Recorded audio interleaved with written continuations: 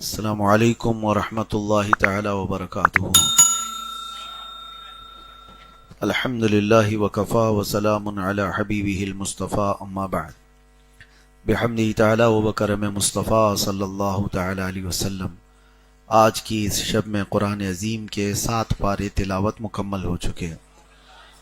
اللہ تبارک و تعالی اسی طرح بقیہ قرآن عظیم کو تجوید کے ساتھ تلاوت کرنے اور آپ سب کو خشوع و خضوع کے ساتھ سماعت کرنے کی توفیق عطا فرمائے۔ قرآن عظیم کی صورتوں میں آج سورۃ المائدہ اور سورۃ الانعام کا آدھا حصہ ہم نے تلاوت کیا ہے۔ مائدہ عربی میں کہتے ہیں دسترخوان کو، اور انعام اس میں کئی لغات ہیں، اس کی تفصیل میں اگلے اس تفسیر میں عرض کرتا ہوں۔ مائدہ جو دسترخوان کا ذکر کیا گیا ہے وہ کون سا دسترخوان ہے جس کا ذکر قرآن پاک میں آیا ہے؟ وہ سیدنا عیسیٰ علیہ الصلاۃ والتسلیم نے اللہ کی بارگاہ میں دعا کی تھی۔ قال عیسی ابن مریم اللہم ربنا انزل علینا مائدۃ من السماء تکون لنا عیدا لأولنا وآخرنا وآیۃ منک وارزقنا وانت خیر الرازقین۔ عیسیٰ علیہ السلام یوں کہتے ہیں کہ اے اللہ، ہم پر آسمان سے ایک دسترخوان اتار جس میں نعمتیں ہوں، جنتی کھانے ہوں، اور جس دن وہ دسترخوان اترے ہمارے اگلوں اور پچھلوں کے لیے وہ عید کا دن بن جائے۔ یہ الفاظ قرآن پاک میں تکون لنا عیدا لأولنا وآخرنا، ہمارے اگلوں کے لیے اور پچھلوں کے لیے، بعد والوں کے لیے بھی عید کا دن بن جائے۔ کون سا دن؟ عید کا دن تو بنے گا، لیکن کس دن عید ہوگی؟ جس دن دسترخوان اترے گا۔ تو یہ حضرت عیسیٰ علیہ السلام کی دعا تھی۔ تو دسترخوان اتارے جانے کے لیے آپ نے دعا کی، اور اس کے متعلق یہ کہا کہ جس دن دسترخوان اترے گا وہ عید کا دن ہو جائے گا ہمارے اگلوں اور پچھلوں سب کے لیے۔ اسی آیت سے ہم یہ بتاتے ہیں کہ دسترخوان جس دن اترے وہ عید کا دن ہو سکتا ہے، تو پوری کائنات کی رحمت جس دن آئے 12 ربیع الاول وہ عید کا دن کیوں نہیں ہو سکتا؟ اللہ کے رسول صلی اللہ تعالی علیہ وسلم جس کے صدقے میں پورے دنیا کو دسترخوان ملا، جس کے صدقے میں پوری دنیا کھاتی ہو، وہ جس دن تشریف لائے دنیا میں، کیا وہ دن اگلوں اور پچھلوں کے لیے عید کا دن نہیں ہو سکتا؟ اور اللہ تبارک و تعالیٰ نے قرآن پاک میں یہ فرمایا ہے قل بفضل اللہ وبرحمتہ فبذلک فلیفرحوا۔ اے محبوب آپ فرمائیں کہ جب اللہ کا فضل اور اس کی رحمت تمہارے پاس آئے تو خوب خوشیاں مناؤ۔ اللہ کا فضل اور اس کی رحمت جب آئے تمہارے پاس تو کیا کرنا ہے؟ تو اللہ کی رحمت کیا ہے؟ وما ارسلناک الا رحمتا للعالمین۔ اپنے محبوب کے لیے اللہ فرما رہا ہے کہ اے محبوب، ہم نے آپ کو سارے جہانوں کی رحمت بنا کر بھیجا۔ تو جو لوگ ہم سے یہ سوال کرتے ہیں میلاد شرک ہے، میلاد کفر ہے، میلاد بدعت ہے، فلاں فلاں چیزیں، اکثر ہم ان سے یہ کہتے بھی ہیں کہ میلاد مبارکہ حضور صلی اللہ تعالی علیہ وسلم کے آنے کا تذکرہ کرنا، پیدا ہونے کا ذکر کرنا، یہ شرک کو کاٹنے والا عمل ہے، شرک کو ختم کرنے والا عمل ہے۔ اس لیے کہ حضور صلی اللہ تعالی علیہ وسلم کی پیدائش کا ذکر کرتے ہیں نا۔ میلاد کا مطلب کیا ہے؟ پیدا ہونا۔ جنم دن کو میلاد کا دن، یوم المیلاد کہا جاتا ہے عربی میں۔ تو حضور پاک صلی اللہ تعالی علیہ وسلم کی پیدائش کا دن منا کر سنی یہ بتاتے ہیں کہ وہ خدا نہیں ہے، وہ پیدا ہوئے ہیں۔ جو پیدا ہوتا ہے وہ خدا نہیں ہوتا ہے۔ تو شرک کو ختم کیا جا رہا ہے۔ شرک اس وقت ہوگا جب خدا کی طرح بنا لے، کسی اور کو خدا کے برابر بنا لے، تب کیا ہو جائے گا؟ تو اب ان کے متعلق ہم کو گمان ہے تم میلاد کیوں نہیں مناتے؟ حضور صلی اللہ تعالی علیہ وسلم کو تم خدا سمجھتے ہو کہ وہ پیدا نہیں ہوئے تھے؟ اگر تم خدا سمجھتے ہو تو شرک تم کر رہے ہو، ہم نہیں۔ ہم میلاد مصطفیٰ منا کر کے بتاتے ہیں میرا محمد خدا نہیں ہے۔ اے عقل والو، میرا محمد خدا نہیں ہے، مگر دلوں میں یہ نقش کر لو کہ وہ خدا سے جدا نہیں ہے۔ میں مانتا ہوں اے عقل والو۔ خیر، یہاں پر یہ ضمناً ذکر آیا اس آیت کریمہ کا، تو دسترخوان کا ذکر آیا ہے تو اللہ تبارک و تعالیٰ نے اس میں اس خاص دسترخوان کا ذکر فرمایا.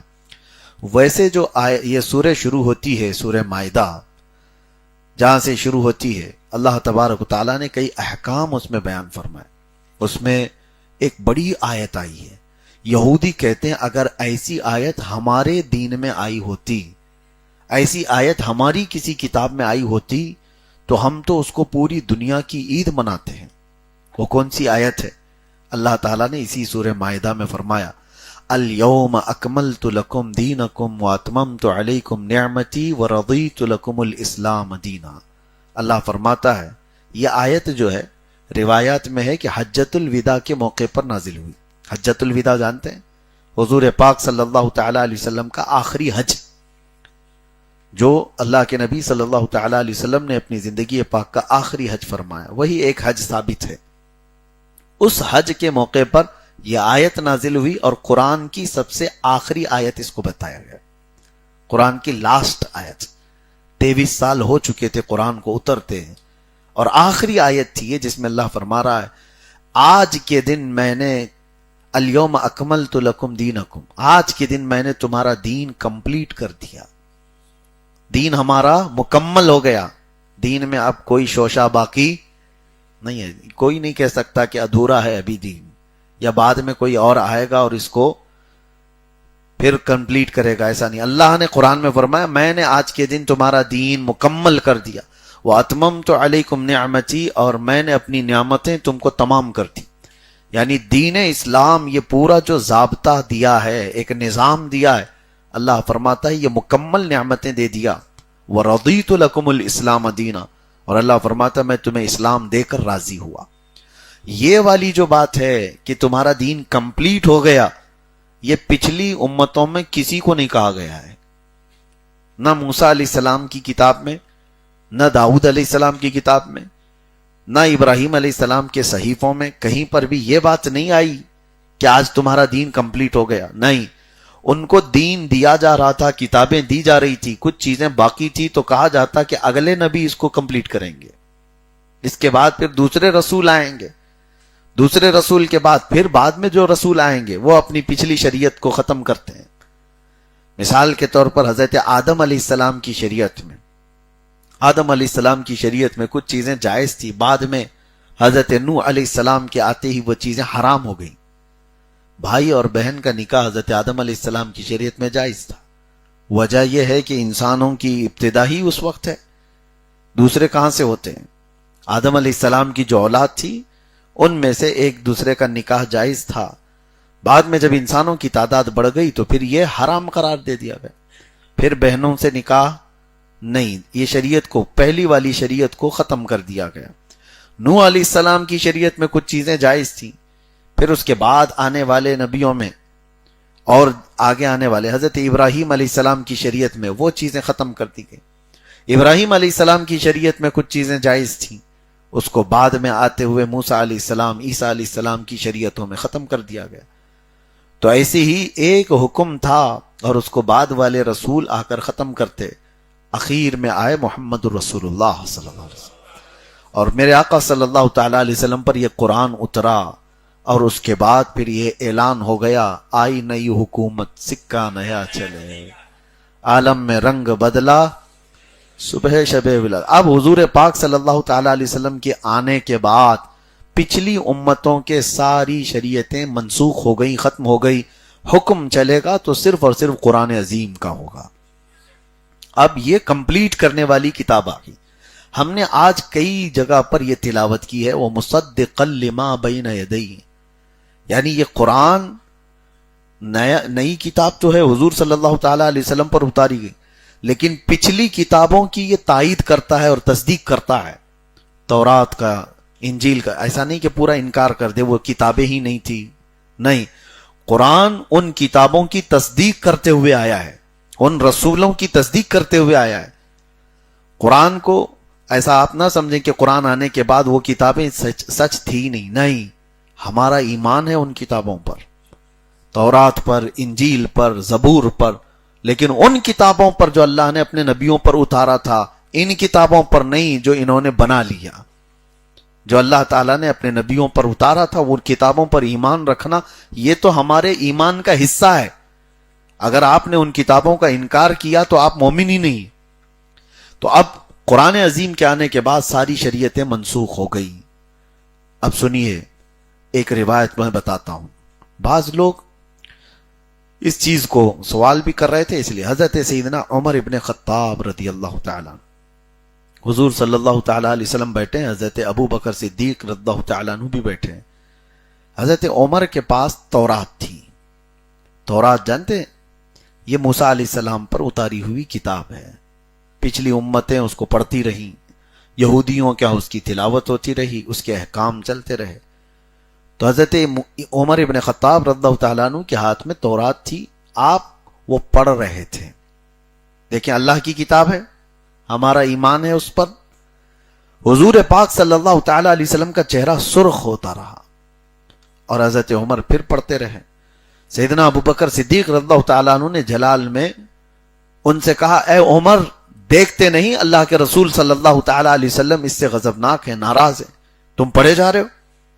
حضرت عمر نے کہا، میں کوئی غلط کتاب نہیں، اللہ کی کتاب پڑھ رہا ہوں جو اللہ تعالیٰ نے اپنے پچھلے نبیوں پر اتارا ہے.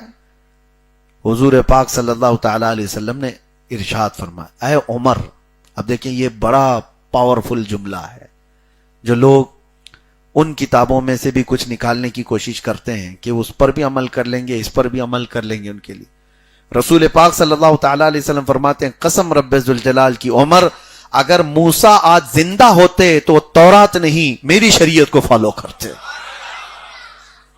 اگر موسیٰ علیہ السلام زندہ ہوتے تو وہ میری شریعت کا اتباع کرتے، نہ کہ تورات کو. تو جس پر اترا ہے، جس پر اتاری گئی ہے تورات، اس کے بارے میں حضور فرما رہے ہیں. اور پھر حضرت عمر فاروق نے بند کر دیا. میرے عزیزو، اسی طرح کی بات حضرت عبداللہ بن سلام، ایک صحابی یہودی تھے وہ، اور ایمان لائے. مدینہ طیبہ کے بڑے عالم تھے، یہودیوں کے عالم. اور وہ جب اسلام لائے تو انہوں نے بہت ساری چیزیں ریسرچ کیا تھا. ظاہر سی بات ہے وہ پڑھے لکھے ہوئے تھے، بہت ساری نشانیاں بھی دیکھے تھے. پھر جب اسلام بھی لائے تو حضور صلی اللہ علیہ وسلم کی بارگاہ میں یہ عرض بھی کیے تھے کہ آقا، میں یہودیوں میں جب تھا تو عالم تھا، دعا فرمائیں کہ ایمان لانے کے بعد مسلمانوں میں بھی ویسا ہی علم مجھے ملے. تو اللہ کے رسول صلی اللہ علیہ وسلم نے ان کے لیے دعا فرمایا اور ان کو حبر الامہ کہا گیا، پوری امت کا عالم دین عبداللہ بن سلام. سنیے، ہوتا یہ تھا کہ یہودی مذہب میں، یعنی تورات کے اس شریعت کے اعتبار سے سنیچر کے دن شکار کرنا حرام. شریعت موسوی میں سنیچر کو شکار کرنا حرام. دوسری چیز، اونٹ کا گوشت کھانا بھی ان کے ہاں حرام. یہ شریعت موسیٰ میں دونوں چیزیں حرام تھی. اور امت محمدیہ صلی اللہ تعالیٰ علیہ وسلم کے لیے دونوں چیزیں کیا ہیں؟ حلال ہیں. سنیچر کے دن بھی آپ گوشت کھا سکتے ہیں، شکار کر سکتے ہیں، کوئی ممنوع چیز نہیں ہے، لیکن واجب بھی تو نہیں. سنیچر کے دن گوشت کھانا واجب ہے نہیں، اجازت ہے، کوئی دن ہمارے لیے پابندی نہیں ہے. اور رہی بات اونٹ کے گوشت کی، اونٹ حلال جانور ہے، امت محمدیہ کے لیے حلال قرار دیا گیا. اب اس کو کھا سکتے ہیں آپ، جائز ہے. لیکن ساتھ میں پھر آپ سے پوچھتا ہوں، کھا سکتے ہیں، کھانا واجب ہے؟ کھا سکتے ہیں، واجب نہیں. اب سنیے، اس کے بیچ میں حضرت عبداللہ بن سلام چلنے کی کوشش کر رہے تھے کہ اگر میں بچ جاتا ہوں، اونٹ کا گوشت نہیں کھاتا، تو شریعت موسوی پہ بھی عمل ہو جائے گا، شریعت مصطفیٰ پہ بھی عمل ہو جائے گا. کیونکہ شریعت مصطفیٰ میں کھانا واجب نہیں ہے، کھانے کا ضروری نہیں ہے. نہیں کھاؤں گا تو حضور پاک صلی اللہ علیہ وسلم کی شریعت پر تو عمل ہو ہی جائے گا، لیکن موسیٰ علیہ السلام کی شریعت پر بھی عمل ہو جائے گا. سنیچر کے دن شکار کرنا ضروری تو ہے نہیں اسلام میں، بچ جاؤں گا تو دونوں شریعتوں پر عمل ہو جائے گا. ایک صحابی رسول تھے، جلیل القدر صحابی ہیں، وہ جب اس طرح کا راستہ اختیار کرنا چاہ رہے تھے تو رب تبارک و تعالیٰ نے آیت نازل فرمائی، یا ایھا الذین آمنوا ادخلوا فی السلم کافہ، اے ایمان والو اسلام میں پورے کے پورے داخل ہو جاؤ. ہاں تم آج کے زمانے میں سوچو، وہ صحابی رسول کو اللہ تعالیٰ نے یہ حکم دیا، صحابی رسول کو، حالانکہ وہ احترام مذاہب کے اعتبار سے کرنے کی کوشش کر رہے تھے، پھر منع کر دیا گیا۔ آج کچھ لوگ اس طرح کی باتیں کرتے ہیں کہ تھوڑا ادھر بھی عمل کر لیں گے ادھر بھی عمل کر لیں گے، دونوں میں ہو جائے گا۔ ہم نان ویج نہیں کھائیں گے تو اسلام میں واجب تو ہے نہیں، لیکن کچھ لوگوں کا دل بھی رہ جائے گا، نہیں کھائیں گے تو وہ بھی راضی ہو جائیں گے اور ادھر بھی کوئی نقصان نہیں ہوگا۔ تو یہ جو آدھا تیتر آدھا بٹیر بننے کی جو کوشش کی جاتی ہے، ان لوگوں کے متعلق قرآن نے کہا پورے کے پورے اسلام میں داخل ہو جاؤ۔ ہاں اگر اس نیت سے تم اس طرح سے چلتے ہو کہ یہ بھی راضی وہ بھی راضی، تو یاد رکھ لینا پوری زندگی گزر جائے گی، کوئی تم سے راضی نہیں ہوگا، کوئی راضی نہیں ہوگا۔ قرآن میں اللہ نے فرمایا وَلَن تَرْضَىٰ عَنْكَ الْيَهُودُ وَلَا النَّصَارَىٰ حَتَّىٰ تَتَّبِعَ مِلَّتَهُمْ، تم سے یہودی اور عیسائی ہرگز راضی نہیں ہوں گے جب تک کہ تم ان کے دین میں داخل نہ ہو جاؤ۔ یہ قرآن کی آیت میں پڑھ رہا ہوں۔ تو راضی کرنے کے لیے جو چکر چلائے جاتے ہیں اس میں کبھی بھی تم راضی نہیں کر سکتے۔ ہم نے دیکھا ہے آج بھی حالات کو، بیچارے برسوں ان کی خدمت کرنے والے لوگ بھی ایک دن اگر ان سے کوئی ایسی چیز سرزد ہو گئی تو پرانی خدمات سب بھلا دی جاتی ہیں اور مسلمان نام سے ان کو مار دیا جاتا ہے۔ تو یا تو پھر تمہیں سب چھوڑ کر کے اگر وہی چیز پسند ہے تو پھر چلے جاؤ، لیکن اسلام میں رہنا ہے تو اللہ تبارک و تعالیٰ کی رضا کو سب سے بڑی پرائیورٹی، پہلی ترجیح کہ اللہ تبارک و تعالیٰ کی رضا اور اس کے رسول کی رضا، یہ سب سے پہلی چیز ہے ہمارے لیے۔ دنیا روٹتی ہے تو روٹے، وہ سب کبھی راضی ہو نہیں سکتے۔ یہ آیتیں میں نے آپ کے سامنے تلاوت کی، اور اسلام کے بارے میں اللہ کیا فرماتا ہے، وَرَضِيتُ لَكُمُ الْإِسْلَامَ دِينًا، میں تمہیں اسلام دے کر راضی ہوا۔ یہ اللہ کا پسندیدہ دین ہے۔ کبھی آپ اندازہ کرتے ہو چلتے پھرتے آپ مسلمان ہوئے، تمہارے گھروں میں اسلام ہے، یہ بائی برتھ آپ کو مل گیا ہے، بغیر محنت کے ملا ہے، اسی لیے مسلمانوں کو اس کی قدر نہیں ہے۔ یہ اتنی بڑی نعمت ہے کہ اس دین کی خواہش پچھلے نبی کیا کرتے تھے، بنی اسرائیل کے انبیاء اکرام خواہش کرتے تھے کہ اللہ آخری نبی کی امت میں ہمیں پیدا کرنا ہے۔ مجھے بتاؤ ہم میں سے کون دعا کر کے اس امت میں پیدا ہوا ہے؟ ہم کو اللہ تبارک و تعالیٰ نے یوں ہی عطا کیا ہے، اور اتنی بڑی نعمت کہ یہ دینے کے بعد رب تعالیٰ پھر فرماتا ہے میں تم کو یہ دین دے کر راضی ہوا۔ پچھلی امتوں پر بھی اللہ تعالیٰ نے دین اتارے ہیں، موسیٰ علیہ السلام ہو، عیسیٰ علیہ السلام ہو، ابراہیم علیہ السلام ہو، ان کی سب امتوں کو جو جو شریعت دی گئی، کہیں پر بھی اللہ تعالیٰ نے یہ نہیں فرمایا کہ میں تمہیں دین دے کر راضی ہوا۔ اسلام کے متعلق اللہ تعالیٰ فرماتا ہے میں نے کمپلیٹ کر دیا دین جو ہے، اب یہ قیامت تک یہی چلے گا اور تم کو دے کر راضی ہوا۔ انکمپلیٹ کچھ بھی نہیں ہے اس کے اندر۔ اور ایک چیلنج ہے ہمارا، ہے پوری دنیا بھر کے جتنے بھی مذاہب کو فالو کرنے والے لوگ ہیں، وہ انسانی زندگی کے ہر شعبے کا حل اپنے مذہب سے لا کر کے دکھائیں، نہیں ہوگا۔ بہت ساری جگہوں پر کچھ تو ایسے ہیں ہوا میں اڑتے ہوئے مذہب ہیں، ان کی نہ کتاب ہے نہ کوئی چیز ہے، وہ چلتے پھرتے دین ہیں، ان کا کچھ ہے ہی نہیں۔ لیکن کتاب لا پوری فالو کرنے والے جو مذاہب ہیں ان کی بات میں کر رہا ہوں۔ باقی یوں ہی جو آستھا پاستہ کرتے ہوئے جو لوگ دین اختیار کر گئے، ان کی تو نہ کتابوں کا حال ہے، نہ ہی ان کی عبادات کے متعلق ان کے پاس کچھ قانون بنے ہوئے ہیں، نہ شادی کے کچھ نہیں۔ بڑوں نے اس طرح سے کہا کہ پرمپرا ہے، پرمپرا ہے، وہی چیز چلتی چلی گئی۔ اسلام میں ایک ایک چیز کو باندھ کر کے رکھا گیا ہے، ایک ایک مسئلے کو بتا کر رکھا گیا ہے۔ آپ کسی بھی اینگل سے جا کر کے آپ معلوم کر لیں، تمہاری شادی کا بھی مسئلہ آ جائے، کیا چیز حلال ہے کیا چیز حرام ہے، یہ قرآن تمہیں بتا دے گا۔ شریعت مصطفیٰ صلی اللہ تعالی علیہ وسلم میں حتیٰ کہ تمہیں چلنے کے آداب، تمہارے بیٹھنے کے آداب، تمہارے سونے کے آداب، تمہارے کھانے کے آداب، تمہارے پینے کے طریقے، یہ تو چلے اتنے ہی ہوئے، استنجا جانے کے طریقے، تمہیں وہاں پر طہارت لینے کے طریقے، ارے تمہارے کپڑے پر تھوڑی نجاست لگ جائے، اس نجاست کو پاک کرنے کے لیے جو مسئلے لکھے گئے، کتابیں بھر گئی ہیں، کتابیں بھری ہوئی ہیں۔ کہ نجاست کی بھی قسمیں کر دی فقہائے کرام نے. نجاست یعنی اڑتے ہوئے پرندے اگر وہ بیٹ کر دیے، وہ پکانا کر دیے، ان میں بھی دو قسم کے پرندے ہیں. حلال پرندے الگ ہیں، حرام پرندے الگ ہیں. کس کی بیٹ گری ہے تمہارے کپڑے پر؟ جانوروں میں بھی کچھ وہ جانور ہیں جن کا کھانا حلال ہے، جن کا، اور کچھ وہ جانور ہیں جن کا کھانا حرام ہے. کون سے جانور کا تھوک لگا، کون سے جانور کا پیشاب لگا، کون سے جانور کی لید لگی، سب کے مسائل یہ فقہ اسلام میں بتائے گئے. پھر کپڑے کے متعلق بھی اتنا ہی نہیں ہے، خالی میں صرف طہارت کی بات کر رہا ہوں. نجاست لگی، اگر پیشاب پکانا یا کسی کا جوٹا لگا ہو جانوروں کا، تو اس کو پاک کرنے کے طریقے بھی الگ الگ. یعنی کون سے کپڑے پر لگی ہے، پتلا کپڑا ہے کہ موٹا کپڑا ہے، جاڑا کپڑا ہے. اور اس کے بعد پھر اگر چھوٹی نجاست ہے تو اس کی کتنی مقدار لگی ہو تو کتنا اس سے پاک ہو جائے گا. بڑی نجاست لگی ہے پخانا وغیرہ تو کتنا دھونے سے پاک ہوگا. یہ سب میں چیلنج کے ساتھ کہتا ہوں، کوئی دنیا کے دوسرے مذہب کے لا لا کر کے دکھا دو تمہارے ایک کپڑے کو پاک کرنے کے لیے.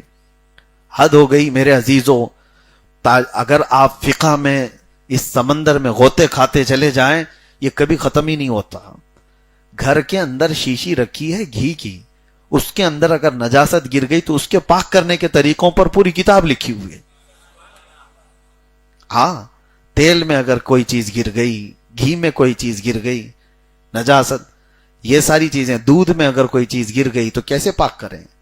نہانے کے برتن، نہانے کی بالٹی میں کوئی چیز گر گئی، تمہارا ہاتھ لگا ہے یا کوئی چیز اس کے اندر پانی میں آ کر مل گئی ہے تو اس کی بھی قسمیں ہیں. صابن گرا ہے کہ پھول پتی گری ہے یا پھر کوئی نجاست گری ہے، ہر چیز میں اس پانی کو پاک کرنے کا طریقہ بتایا گیا کہ اس پانی میں اتنا پانی اور ملا دو کہ وہ پانی کم ہو جائے. یہ مائع مستعمل، یعنی اگر ہاتھ وت لگ گیا مستعمل ہوا ہے تو اس کو پاک کرنے کا طریقہ ہے. یہ ہو گئی. کنواں ہے، کنویں کے اندر اگر چوہا گر گیا، بلی گر گئی، بکری گر گئی، شیر گر گیا، سب کی مقدار ہے. چوہا گر گیا تو اتنے ڈول پانی نکال دو، بلی گر گئی تو اتنے ڈول پانی نکال دو. کون ہے جو اس دین کو اتنے اینگل سے بنایا ہوا ہے؟ وہ صرف رحمان ہے، رب العالمین ہے. طہارت کے مسائل پر ہی اگر میں آپ سے بات کروں تو رات پوری ہو جائے. میرے عزیزو، اتنا ہی نہیں ہے، ہمارے کپڑوں کی پاکی صفائی، ہمارے کھانوں کے پاکی صفائی، اور گھر کے اندر کے موجود پانی کی صفائی. اتنی ہی نہیں بلکہ بستروں پر اگر کوئی چیز لگ جائے، مسئلے اگر آپ اٹھا کر کے پڑھیں گے تو شیشے پر بھی اگر کوئی نجاست لگ گئی تو اس کو پاک کرنے کا طریقہ، زمین پر اگر نجاست گر گئی ہو تو اس کو پاک کرنے کا طریقہ. ایک ہے اندر کی زمین، ایک ہے باہر کے میدان کی زمین، دونوں کو پاک کرنے کا طریقہ الگ ہے. بڑا میدان ہے تو کیا اس کو بھی کپڑوں کی طرح پاک کیا جائے گا؟ کپڑے پر نجاست لگے تو 3 بار دھو اور 3 بار نچوڑ دو اور سکھا دو، پاک ہو گیا. میدان پر نجاست لگی ہے تو کیا کریں؟ اس کے لیے بھی حکم بتایا گیا کہ تیز پانی سے اس کو بہا دیا جائے اور سورج کی تیز گرمی اس پر پڑے تو وہ زمین پاک ہو گئی. زمینوں کے پاک کرنے کے طریقے میرے عزیزو یہ صرف اور صرف طہارت کے مسائل ہیں. اس کے بعد زندگی کے اور دیگر مسائل کی طرف آپ جائیں، اتنے لاک کہیں نہیں ملیں گے آپ کو جو اسلام کمپلیٹ بتا رہا ہے. قرآن کہہ رہا ہے الیوم اکملت لکم دینکم، اللہ فرما رہا ہے آج میں نے تمہارا دین مکمل کیا ہے. مجھ جیسا ایک چھوٹا طالب علم یہ بیٹھ کر کے چیلنج کر سکتا ہے کہ زندگی کے کسی بھی اینگل سے کوئی مسئلہ تمہیں لگتا ہو، آؤ ہم قرآن اور حدیث سے اس کا حل بتا دیں گے. یہ تو اللہ تبارک و تعالیٰ کا وہ دین ہے جس نے کوئی چیز خالی نہیں چھوڑی، کوئی چیز نہیں. تمہارے چلنے کے طریقے، تمہارے بیٹھنے کے طریقے، تم پر ایک عبادت فرض کر دی گئی، نماز فرض کر دی گئی. اب اس میں بڑے مسئلے آتے ہیں. انسان ایک طبیعت کے نہیں ہیں، سب کی طبیعتیں الگ ہیں. کوئی بوڑھا ہے، کوئی جوان ہے، کوئی بچہ ہے، سب کی کیٹیگری الگ الگ ہیں. کوئی گونگا ہے، کوئی بہرا ہے، سب کے لیے مسائل نماز کے بتائے گئے. اگر کوئی لنگڑا ہے تو وہ کیسے نماز پڑھے؟ کوئی لولا ہے تو ہاتھ اٹھا سکتا ہی نہیں ہے، اور کوئی گونگا ہے پڑھ سکتا نہیں، اس کے لیے کیا مسائل ہیں؟ سارے ایکسیپشنز کے ساتھ یہ مسائل شرعیہ بتائے گئے ہیں، ایک بھی چیز چھوڑی نہیں گئی. آپ کے ذہن میں کوئی چیز گزر رہی ہو تو بتاؤ، اسلام اس کا بھی جواب دیا ہوا ہے. صرف تنہا امام اعظم ابو حنیفہ رضی اللہ تعالیٰ عنہ نے 80 لاکھ مسئلوں کا حل بتایا ہے. باقی اماموں کی بات تو چھوڑے, ان کے مسائل سے جو اخذ کیا گیا ہے تو فقہ حنفی. آج دنیا کے ایک دو نہیں, تقریباً ممالک, کئی کنٹری ایسی ہیں اسلامک کنٹریز جہاں کے لا جو چلتے ہیں وہ امام اعظم ابو حنیفہ کی فقہ پر چلتے ہیں, ان کی فقہ پر چلتے ہیں. خرید و فروخت کی بات آئے, اللہ اکبر, ہم نے تو پوری اتنی بڑی بڑی مجلد کتابیں دیکھی, پوری پڑھ بھی نہیں پاتے تھے 6 مہینے, صرف خرید و فروخت کے معاملات پر. اور اس میں آپ کو ایسا لگتا ہوگا خرید و فروخت میں کیا مسئلہ ہوگا, گیا یوں لیا اور آ گیا. شریعت اسلامیہ نے ہر اینگل سے بتایا ہے. تم گھوڑا خرید رہے ہو کہ کپڑا خرید رہے ہو کہ غلام خرید رہے ہو کہ سامان خرید رہے ہو, اور ہر چیز کی الگ الگ ویلیو بتائی گئی ہے, اور تمہیں کتنے دن کا اختیار ہے خریدنے والے کو اور بیچنے والے کو. خیار عیب ہے, خیار شرط ہے. یہ مسائل میں اس لیے آپ کو بتا رہا ہوں, اسلام اتنا کمپلیٹ ہے کہ ایک سوراخ بھی اس میں باقی نہیں ہے, ایک سوراخ بھی باقی نہیں ہے. بازار میں جاؤ اور تمہارے لیے سارے مسائل شریعت طاہرہ نے لکھ کر رکھے. حتیٰ کہ آج کرپٹو کرنسی آئی ہے, آج کے زمانے میں ڈیجیٹل کرنسی کا دور ہے, آج شیئر مارکیٹ کے مسائل ہیں. لیکن کوئی یہ کہہ سکتا تھا کہ 1400 سال پرانا دین شیئر مارکیٹ کو کیا بتائے گا, کرپٹو کرنسی کو کیا بتائے گا؟ بلکہ 1400 سال پہلے ہی میرے آقا صلی اللہ تعالی علیہ وسلم کے صحابہ میں جو لین دین ہوا اسی کو اخذ کر کے آج کے فقہائے کرام نے اس کرپٹو کرنسی کے بھی مسائل کا حل بتایا ہے, آج کے شیئر مارکیٹ کے مسائل کا بھی حل بتایا. اسلام پورا ایسا نہیں ہے کہ اب کچھ لوگ یہ اعتراض کریں کہ کہاں لکھا ہے. اسلام جو ہے وہ تھیوری بتاتا ہے, تھیوری ہے, بہت ساری چیزیں, فارمولے ہیں, کچھ ایسے فارمولے ہیں اس پر تم قیامت تک دیکھتے جاؤ. ایک ہی میرے آقا صلی اللہ علیہ وسلم کا جملہ ہے, کل مسکرین حرام, ہر نشہ لانے والی چیز حرام ہے. اب تم اس کا نام وسکی رکھو, ووڈکا رکھو, کریزی واٹر رکھو, کچھ بھی رکھو, لیکن اگر وہ چیز اس کے اندر آ گئی, حضور نے کیا فرمایا, کل مسکرین حرام, ہر نشہ لانے والی چیز حرام.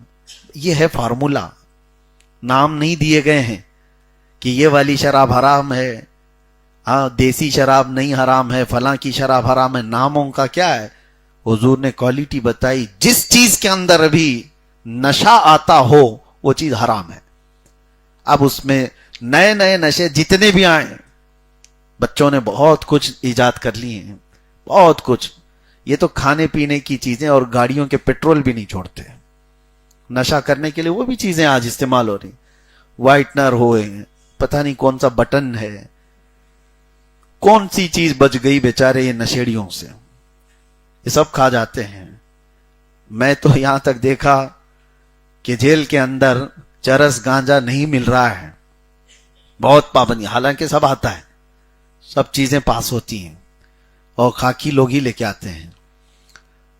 کئی مرتبہ ایسا ہوا کہ جو ایڈکٹڈ ہیں ان کو نہیں ملتی چیز, تو حد ہو گئی. مجھے آج یاد آ رہی, رمضان کے موقع پر ہی ایک اور طریقہ تھا, چھپکلی کو مارتے تھے, اور چھپکلی کو مار کے اس کی دم کو, ویسی گر جاتی ہے, اس کی دم کو جلاتے ہیں, جلا کر کے پھر پتوں میں اس کو پیس کر کے اور اس کے ساتھ اس کی بیڑی پیتے ہیں.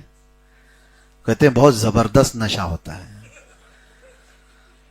معاذ اللہ رب العالمین. کہیں آپ کو ایسا نہ لگے میں نے کوئی فارمولا آپ کے سامنے چھوڑا ہے. کوئی بھی اس طرح کی عادت والا ہے تو توبہ کرے. ہاں, یہ کوئی لطیفہ نہیں ہے, مذاق مستی نہیں ہے. میں نے جو زندگی میں وہاں ان کے طور طریقے دیکھے, ہر راستے کو اختیار کیا, لیکن کوئی یہ نہیں کہہ سکتا کہ یہ تو نئی چیز ہے, اس کا اسلام میں کہیں ذکر نہیں. اللہ کے نبی نے کیا فرمایا, ہر نشہ لانے والی چیز حرام, وہ چاہے کسی بھی ذریعے سے ہو. کچھ اگر کیمیکل سونگھنے سے کسی کو نشہ آتا ہے تو وہ بھی حرام کی مقدار ہے, کوئی چیز سونگھنے سے ہی آتا ہے. حتیٰ کہ فقہ میں یہ بھی بتایا گیا ہے کہ بھوکے تھے آپ بہت دیر تک بھوکے تھے, دن بھر, اور رات کو خوب پیٹ بھر کر چاول کھا لیا اور چاول سے نشہ آتا ہے. پکے ہوئے چاول سے اگر پیٹ بھر کر کے کھا لیا اور غنودگی آ رہی ہے آپ کو, دماغ پر چڑھا ہوا ہے, تو وہ کھانا آپ کا حرام ہو گیا, کیونکہ وہ نشہ لایا ہے. حالانکہ حلال چیز کھائی ہے آپ نے, لیکن اتنی مقدار میں کھایا اس حلال کو کہ وہ نشہ ہو گیا. بات یہ کر رہا تھا کہ اسلام نے کسی شوشے میں چھوڑا نہیں, کسی شوشے میں نہیں. وہ کس حد تک آپ سوچ سکتے ہو وہاں اسلام نے اپنے دروازے بند کر کے دکھا دیے ہیں, کسی بھی راستے سے. یہ چاہے برائیوں کے راستے ہوں. لوگ آج سوچتے ہیں کہ جتنے قانون بنے ہر سال پارلیمنٹ میں بیٹھ کر امینڈمنٹ کرنا پڑتا ہے. پچھلا والا قانون اب ناکافی ہو گیا ہے, تھوڑا سا اس میں امینڈمنٹ لایا جائے, سزا بڑھا دی جائے. اسلام میں امینڈمنٹ کرنے کا اب کوئی چانس نہیں, کوئی دوسرا نبی آنے والا نہیں. جو رسول پاک صلی اللہ تعالی علیہ وسلم نے فرمایا زنا کی جو سزا مقرر کر دی گئی وہ قیامت تک کی ہوگی, اس میں امینڈمنٹ نہیں ہے چوری کے لیے. لیکن یہ اتنا آسان نہیں ہے, اس کے قانون اتنے بنائے گئے زنا پر سزا دینے کے لیے, چوری پر ہاتھ کاٹنے کے لیے. لوگ واویلا مچاتے ہیں اسلام میں یہ سختیاں ہیں. اسلام نے سب سے بہترین اس پوری کائنات میں برائیوں سے روکنے کا حل پیش کیا ہے. اور آپ کو میں بتاؤں, یہ جو میں باتیں بتا رہا ہوں پوری دنیا اسی کی دشمن ہے. اگر آپ نماز, روزہ, حج, زکوٰۃ کی تبلیغ کرتے رہو کبھی آپ کو نہیں کہا جائے گا. ایک بار بھی کسی خطیب نے یا کسی مفکر نے, کسی دانشور اسلامی اعلان کر دیا کہ اے لوگوں شریعہ لا کو قائم کرو, نظام مصطفیٰ کو قائم کرو, دیکھنا پورے کے پورے کتوں کی طرح اس کے اوپر حملہ آور ہو جائیں گے. نظام مصطفیٰ کی دشمن ہے پوری دنیا, اس لیے کہ ان کو پتا ہے. دیکھیں حالانکہ کوئی جرم کی بات نہیں, آپ ڈیموکریسی پیش کرو, لینن کے خیالات ہیں, مارکسزم ہے, سوشلزم ہے, کمیونزم ہے, دنیا کے یہ نظام ہے حکومت چلانے کے لیے. اس میں اگر کبھی کسی مسلمان نے کہا دنیا بھر میں حکومت چلانے کے نظام کہیں ڈیموکریسی ہے کہیں کمیونسٹ ہیں, اسی طرح سے خلافت بھی تو ایک نظام ہے, لیکن اس بات کو کوئی ہضم نہیں کرتا, سختی سے اس کو روکا جاتا ہے. اس کی وجہ یہ ہے کہ پوری دنیا اسی نظام اسلام کی دشمن ہے. وہ عبادات کی نہیں, وہ تمہارے عبادات کی نہیں, نظام کی جب بات کی جائے گی تو دشمنی ہوگی. دو جملے کبھی تمہاری زبان پر دنیا دیکھنا نہیں چاہتی, ایک خلافت اور ایک جہاد. یہ دو لفظ زبان پر لانا نہیں, دنیا اس کی دشمن ہے. بہرحال اللہ تبارک و تعالیٰ نے وہ دین ہمیں دیا ہے جس پر جتنا فخر کرو وہ کم ہے, جتنا فخر کرو وہ کم ہے, جس کے پاس ہر چیز کا حل موجود ہو. دنیا پیاسی ہے آج اپنے دلوں کا اطمینان دیکھنے کے لیے, اور اللہ تعالیٰ نے تمہیں کھول کر کے بیان کیا ہے تمہارے دل کا قرار کہاں ہے, تمہارے آنکھوں کی حیا کہاں ہے, تمہارے جسموں کا سکون کہاں ہے. ہر شے کو اللہ تعالیٰ نے تمہارے اس دین میں بتایا ہے. عورتوں کے پاس جانے کے حقوق کس طرح کے ہیں, اولاد کی تربیت کیسی ہے, تمہارے رشتوں میں کیسے محبتیں. مجھے تو حیرت ہوتی ہے, امریکہ والے کچھ ہمارے پاس بات کرتے ہیں, کہتے ہیں وہاں پر ایک دن منایا جاتا ہے, وہ گرینڈ فادر گرینڈ مادر جو ان کے ہوتے ہیں, دادا یا دادی, بچے اگر ان کو دیکھنے کے لیے آ جائیں تو وہ ان کی عید کا دن ہوتا ہے. یعنی پورا گھر سجا دیتے ہیں کہ پوتا آیا یا پوتی آئے. میں نے پوچھا یہ کیا دن ہے, یہ grand father day, grand mother day, یہ کتنے ڈے کیا ہیں؟ کہا کہ ہوتا یہ ہے کہ وہ زندگی بھر کبھی اپنی اولاد کو دیکھ ہی نہیں پاتے, یہ نظام ہی نہیں ہے. جیسی ہی بچہ تھوڑا سا بڑا ہو گیا تو ماں باپ سے بھی وہ دور ہے. یہ اللہ کا بڑا احسان ہے کہ ابھی ہماری روایات باقی ہیں اور ہم جوائنٹ رہتے ہیں, بھائیوں کو دیکھتے ہیں, ماں باپ کو دیکھتے ہیں, دادا دادی نانا نانی. یہ تو تصور ہی ختم ہو گیا, اور دنیا نے نظام, ہر نظام پر حملہ کیا ہے. شادی کا تصور ختم ہو جائے, اسی لیے وہاں پر یہ رواج قرار دے دیا گیا کہ لیونگ, یہ جو ہے لیو ان لیونگ کیا ہے, یہ ریلیشن, یہ تمام چیزیں یہ صرف اور صرف شیطانی تمام ان ہتھ کنڈوں کو پروموٹ کرنے کی ایک سازش. کتنے ایسے بچے ہیں جن کو ان کے باپ ہی نہیں معلوم, بہت ہیں. اور کیوں اس کو ختم کیا جا رہا ہے؟ اللہ کے نبی صلی اللہ تعالی علیہ وسلم کی اس شریعت طاہرہ کو ختم کرنے کے لیے LGBT کمیونٹی کو بہت زیادہ پروموٹ کرنا۔ اس کی وجہ کیا ہے؟ کہ نظام ختم ہو جائے۔ میں نے آج سے تقریباً 8 سال پہلے ہی آپ کے سامنے یہ بات ذکر کیا تھا، دنیا میں اب وہ چیزیں بھی آ گئی کہ لوگوں نے سلیکون کی لڑکیاں بنائی کہ اصل عورت کے ساتھ شادی کرنے کا تصور ہی ختم ہو جائے، اور اگر زنا سے تم ڈرتے ہو تو ایک ڈپلیکیٹ اس طرح کے روبوٹ کے ساتھ یا پھر سلیکون کی گڑیا کے ساتھ تم اپنی زندگی گزار لو، اپنی حیات کو، اپنی لائف کو ختم کر دو۔ پوری دنیا اس پر آج محنت بھی کرتی ہے۔ نظام اسلام تنہا وہ نظام ہے جو ان تمام بے حیائیوں سے نکال کر انسان بناتا ہے، اور وہ دنیا ہے جو انسان کو جانور بنانا چاہتی ہے۔ تمہارے کپڑے اتار دو، جیسے جنگل میں جانور رہتے ہیں ویسے تم بھی رہو، ننگا رہنا یہ جانوروں کی فطرت ہے، انسان کی فطرت نہیں۔ انسان با حیا ہے، جانوروں کی فطرت ہے، ان کے یہاں ماں بہنوں کا کوئی رشتہ نہیں ہوتا، بڑے ہونے کے بعد ماں کے ساتھ بھی وہ ملاقات کر لے، بہن کے ساتھ بھی کر لے، اس کے وہاں رشتوں کا وہ نہیں ہوتا۔ اور دنیا یہ چاہتی ہے کہ ریلیشن سیکس جو ہے اس کو عام کیا جائے، یعنی اب تو دنیا یہ بھی مانگ کر رہی ہے کہ بہنوں سے نکاح کو پرمیشن دے دی جائے، اجازت دے دی جائے، یہ بھائی اور بہن نکاح کر سکیں، باپ اپنی بیٹی سے شادی کر سکے، اس کے بارے میں کورٹ میں جایا جا رہا ہے۔ یہ سب جانوروں کا نظام ہے جو دنیا چاہتی ہے کہ تم جانور بنو۔ اور اسی لیے میرے عزیزو، یہ سب چیزیں کر کے کس کو راضی کرتے ہیں؟ قرآن بار بار کہتا ہے کہ شیطان کو وہ راضی کرنا چاہتے ہیں۔ اور یہ جو ایپسٹین فائل ہے، اس میں بڑے بڑے لوگ جا کر کے کیا کرتے ہیں؟ پخانے کھاتے ہیں۔ اور یہ آج نئی بات نہیں ہمارے لیے، میں بہت پہلے اس چیز کو بیان کر چکا تھا کہ ان کے بڑے بڑے سیلیبریٹی ایک جگہ پر جمع ہوتے ہیں، انسانوں کا گوشت بھی کھا لیتے ہیں، ان کا پیشاب پخانہ بھی کھاتے ہیں، بلی چڑھاتے ہیں، خون بہاتے ہیں، اور ہر طرح کی بے حیائی اور گندگی جتنا ہو سکے وہ سب کرتے ہیں۔ وجہ یہ کہ شیطان وہاں حاضر ہو اور دنیا کی کچھ چیزیں انہیں دے دے۔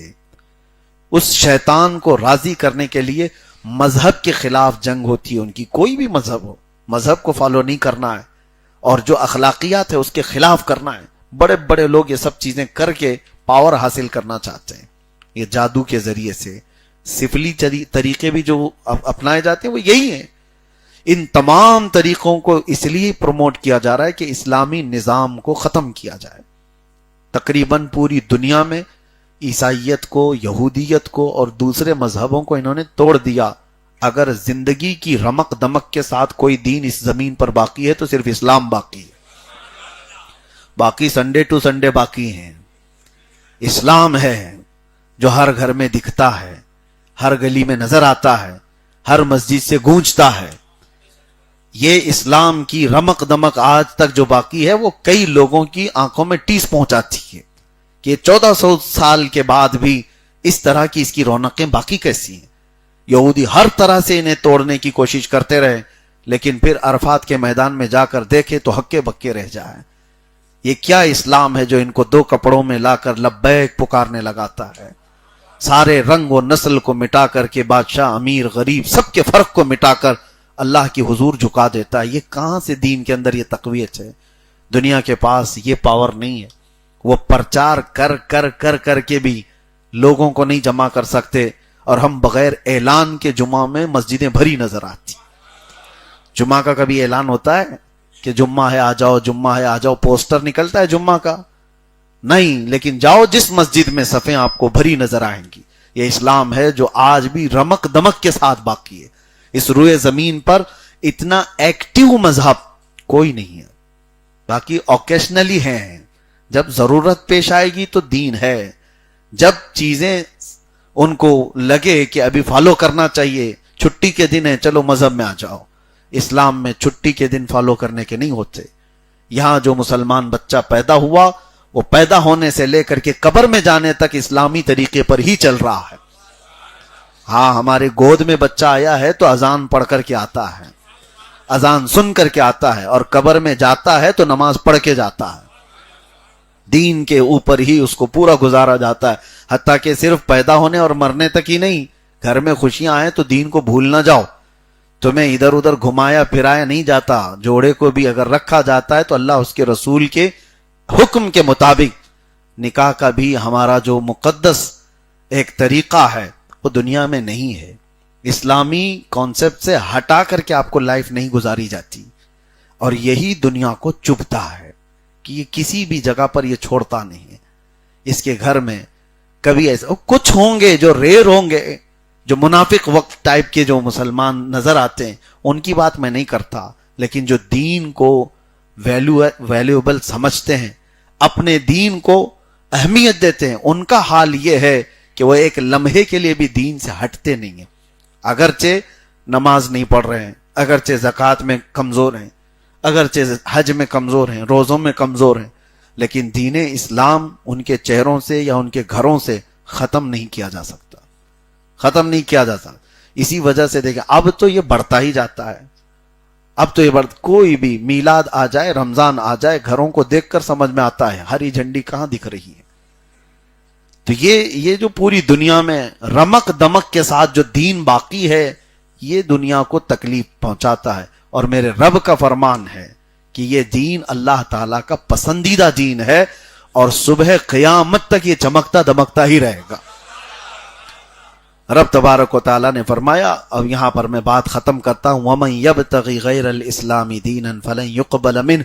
اللہ فرماتا ہے دین اسلام چھوڑ کر دوسرا راستہ اختیار کرو گے, قیامت کے دن ہرگز قبول نہیں کیا جائے گا, اور آخرت میں تم بڑے خسارے میں ہوں گے. اور یہ بات یاد رکھو, تم دین کو اسی طرح سے فالو کرو کہ اس سے بڑھ کر میری کوئی خواہش نہیں, اس سے بڑھ کر میری کوئی خواہش نہیں. ایک بات میں نے اس سے قبل بھی بتایا تھا, ایک فرانس کی لڑکی کے متعلق. وہ ایمان لائی تھی, عیسائی لڑکی, اس کا انتقال ہوا. وہ جس عالم دین کے پاس ایمان لائی تھی, ان سے اس نے کہا تھا کہ میرے گھر والے بہت مارتے توڑتے ہیں میرے اسلام لانے پر, بہت ایذائیں دیتے ہیں, لیکن مر جانے کے بعد آپ ایک کام کریں, میری قبر سے اٹھا کر کے مجھے ایمان والوں کے بیچ میں دفن کر دیں. اس کی خواہش تھی. جوان لڑکی انتقال کر گئی. سنیے بڑی بات ہے. اور اس کے بعد انتقال ہوا, دفن بھی ہو گئی. وہ عالم دین کہتے ہیں کہ میں اچانک اس کی قبرستان گیا. یہ عیسائی قبرستان تھا, تو اس کی قبر تازی قبر تھی, اور جا کر کے میں نے سوچا کہ اس بچی کی وصیت تھی, ان کے ہاتھ پر ایمان لائی, ان سے قرآن پڑھی, اس کو ٹرانسفر کر دوں, لے کر کے آ جاؤں ایمان والوں کے قبرستان میں. کھول کر کے دیکھا تو وہ لڑکی نہیں وہاں پر. وہاں پر تو ایک داڑھی والے کوئی عالم دین سوئے ہیں, اور شکل صورت سب مسلمانوں کی دکھتی ہے. تو یہ گھبرا کر کے جلدی سے بند کر کے آئے, بہت اچھی طرح سے چیک کیا, ہاں وہی قبر ہے, ساری چیزیں وہی ہیں.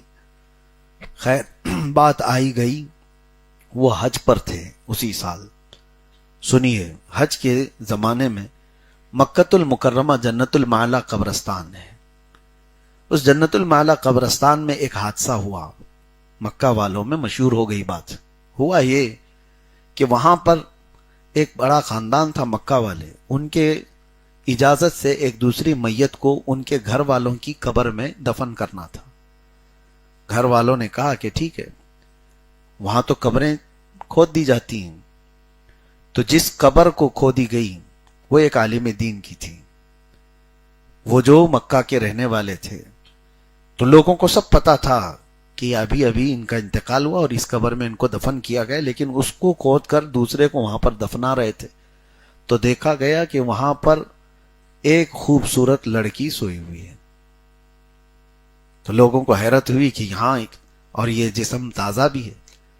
یہ بات پھیل گئی کہ پھر وہ کہاں ہے, اس کی قبر کہاں ہے جس کو ہم نے دفن کیا اس قبر میں.